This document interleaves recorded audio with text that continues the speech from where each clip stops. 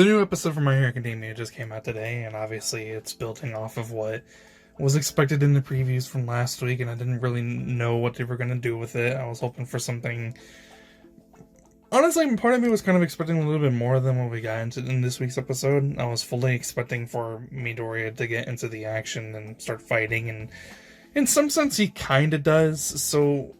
Obviously, Shigaraki is like a fucking menace now at this point. He has all for one, so he can steal people's quirks, and he can give it to other people if he wants to. He can use it for himself, and then even then, it's like the doctor who created the Nomus also gave Shigaraki a whole bunch of other quirks that he can use as well, and he like significantly enhanced his body. He has increased strength, increased speed. He has regeneration that is off the fucking charts. Shigaraki is a literal menace at this point. He is the big bad guy right now, and Endeavor, despite all of his efforts, is basically powerless to do anything against Shigaraki because of just how insanely powerful he is now, which I really like, right? Because I've always just seen Shigaraki as just another villain, and he always just sort of kind of seemed in the way of what was actually supposed to be going on.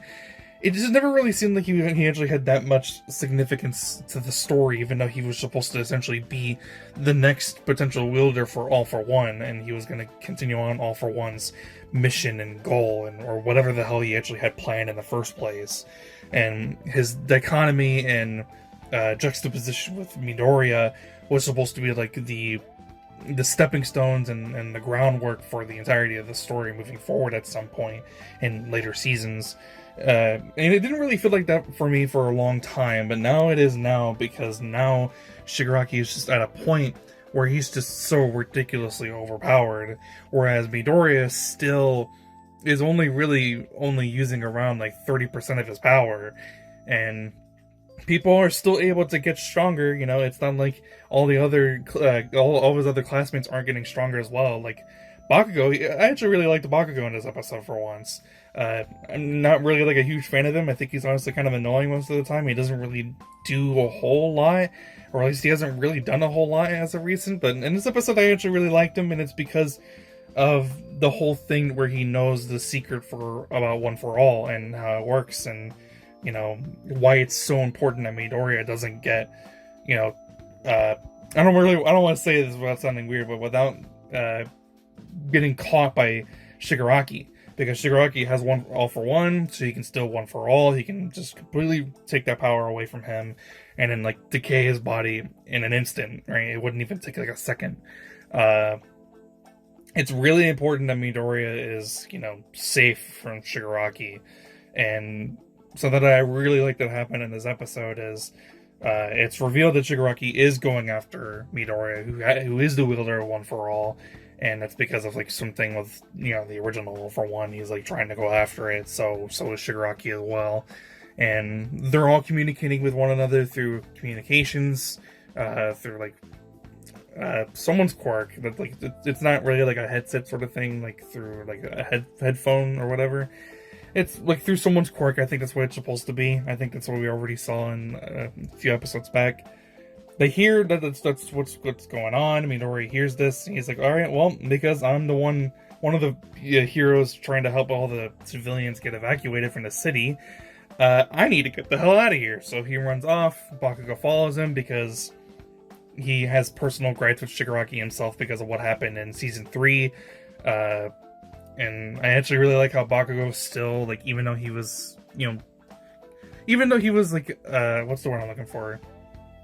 Even though he was told that it wasn't really his fault for the loss of the number one hero of All Might, he still feels really salty about it, and he still feels something about that. He still has a grudge about it, and he really wants to do something about it. So he's holding this grudge against Shigaraki, and he wants to go fight him. So obviously he's helping out because he understands the importance of Midoriya and his quirk.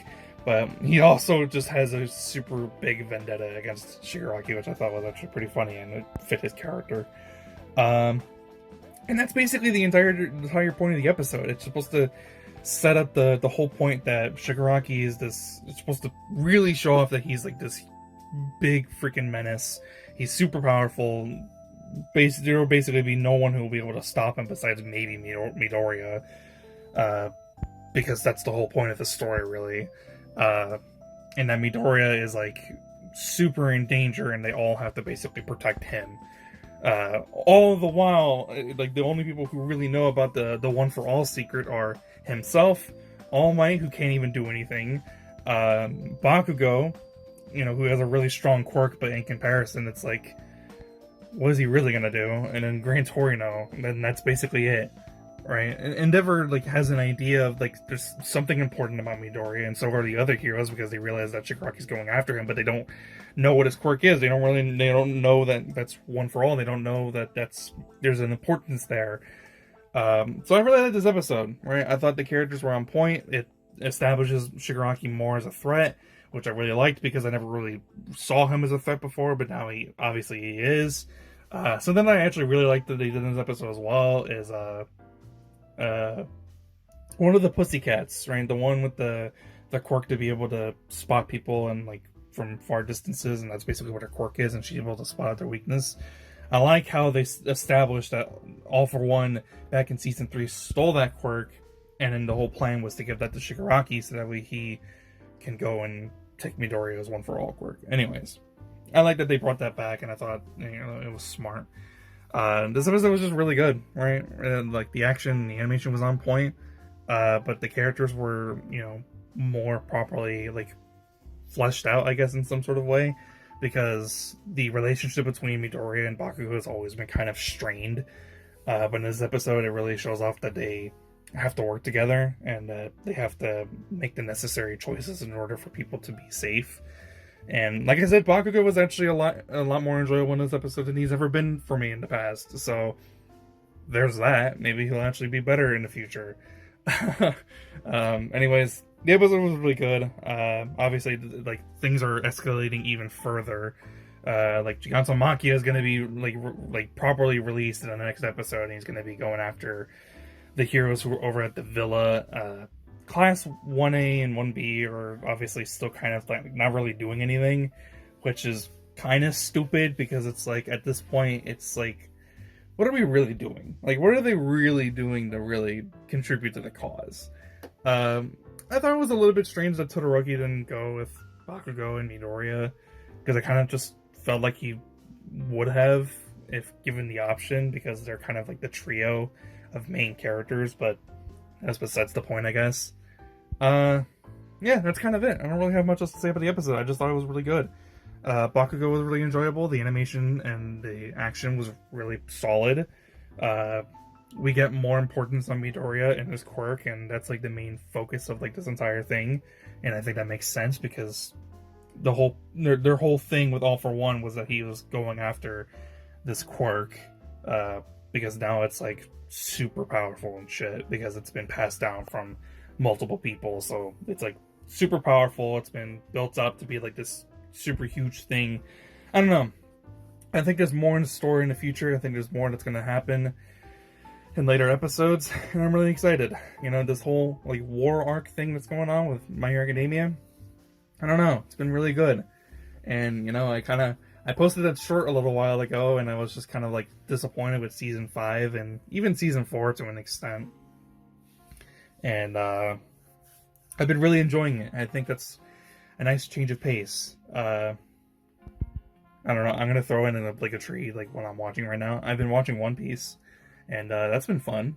It's different than what I usually watch, I guess, and obviously it's like One Piece, so it's like super long, but I've been enjoying it. It's been a lot of fun. So yeah, I needed to watch something good because I'm still watching Boruto. Anyways, that's the point. If you like the video, be sure to like. If you want to see more, be sure to subscribe. Hope you guys have a fantastic day. I'm out. Peace.